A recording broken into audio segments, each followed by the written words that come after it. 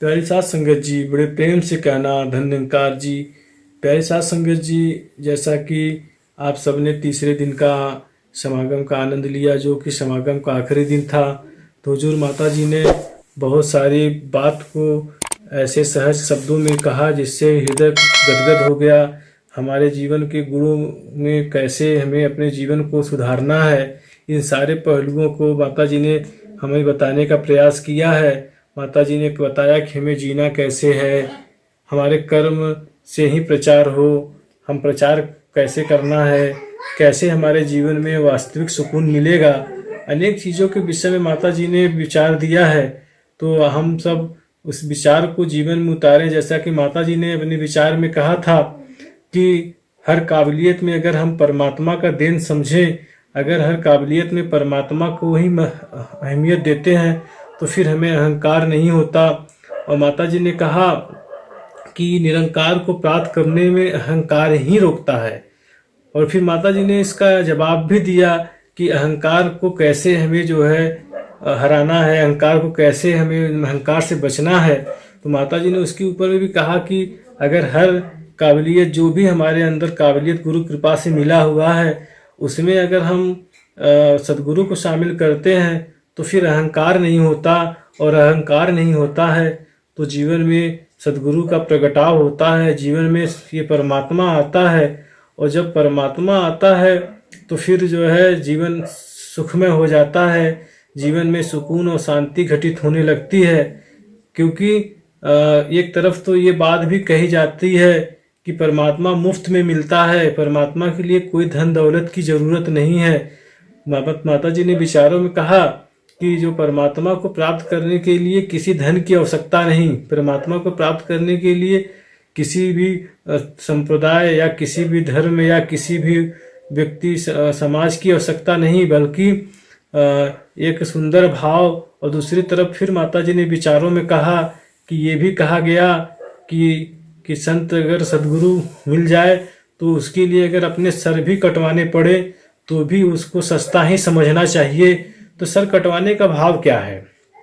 आखिर माता जी ने क्या कहने का प्रयास किया, किस सर को कटवाने की बात कहा? जो ये हमारे शरीर में लगा हुआ सर है, क्या इस सर की बात माता जी ने कहा?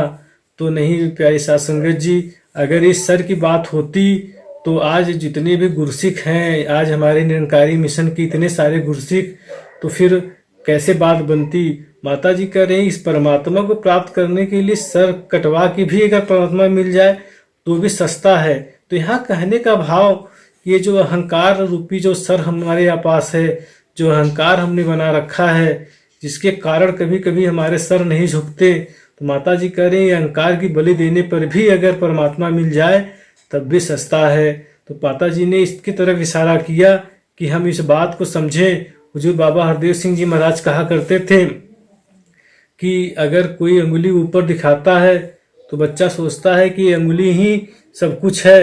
ये आकाश चंद्रमा सूरज चांद सितारे दिखाते हुए जो हम बच्चों के दादा परदादा कहते थे कि ऊपर देखो वो सूरज है, तो बच्चा उस अंगुली को ही देख लेता था। तो इसलिए प्यारे साथ संगत जी, गुरु जो कह रहा है उसके भाव को जब हम समझते हैं तो जीवन में आनंद प्राप्त होता है। माता जी ने और आगे फरमाया कि अगर जीने का तरीका, हमें अपने जीने के तरीका को सहज बनाना है, जीवन को एकदम सहज रूप में चलाना है, तो अच्छे गुणों का कर्मों में प्रदर्शन करना होगा। जो भी परमात्मा के गुण हैं अगर वो कर्म में आ जाएंगे तो जीवन सहज हो जाएगा। फिर हमें किसी प्रयास की जरूरत नहीं है। उठते बैठते जागते सोते हर समय अगर इस परमात्मा के गुणों का हम उपयोग करते हैं तो जीवन सहज रूप में चलते चले जाता है। फिर जीवन में किसी विशेष प्रयोजन की जरूरत नहीं, फिर किसी विशेष प्रयास की जरूरत नहीं, क्योंकि मैंने जीवन में तरीका ही बदल लिया। गुरु के बताए गए बात को मानकर मैंने गुरमत के अनुसार जिंदगी जी ली। तो कहते हैं ना कि कर्म अगर है तो बंधन है, अगर कर्म ना हो तो बंधन हो ही नहीं सकता। तो फिर जो कर्म कैसे बनते हैं? जब हम कर्ता भाव में आते हैं तब कर्म बनते हैं। अगर मैंने ये सोचा कि मैं करूँगा तो होना है, मेरे द्वारा ही ये चीज़ें होनी है, तो जब मनमत को हम अहमियत देते हैं, निरंकार को अहमियत नहीं देते हैं, तो वो परमात्मा के गुण हमसे ओझल हो जाते हैं।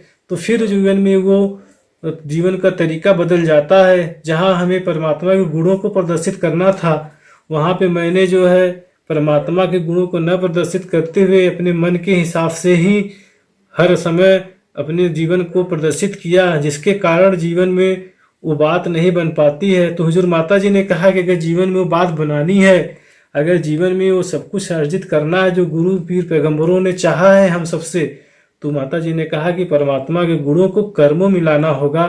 वो इंसानियत की बात नहीं करना है, बल्कि परमात्मा के साथ जुड़कर इंसानियत वाली जीवन भी जीने हैं। माता जी ने कहा कि हर पल में निरंकार ही निरंकार हो, हर पल में निरंकार का एहसास हो। एक एक पल जो भी जीवन में घटित हो रहा है, यह यूं समझे कि सदगुरु ही ये घटित हो रहा है, ये गुरु ही मेरे लिए समय दिया है, ये गुरु ही ऐसा जीवन जीने के लिए प्रेरणा दे रहा है। तो फिर वो ध्यान कि हर समय भी इस परमात्मा का ध्यान बना रहता है। फिर कोई अलग से जीवन जीने के तरीके अपनाने की आवश्यकता नहीं पड़ती। जो ऐसा सदगुरु कहता है वैसा ही करते चले जाते हैं तो जीवन निखरते चले जाता है। तो प्यारे साथ संगत जी, तीसरे दिन के समागम में माता जी ने बहुत सारे पहलुओं को जो हमारे लिए कहा है, आप महापुरुषों गुरु की कृपा से उस पर चलने का प्रयास करें। हम सब चल के गुरु माता जी के विचारों को जीवन में उतार कर अपने सदगुरु के प्यारे बन पाए। तो प्यारे साथ संगत जी, अगर ऐसे ही वीडियो आपको पसंद आ रहे हैं तो इस वीडियो को लाइक, सब्सक्राइब और कमेंट जरूर करें। प्यार से कहना, धन्यवाद जी।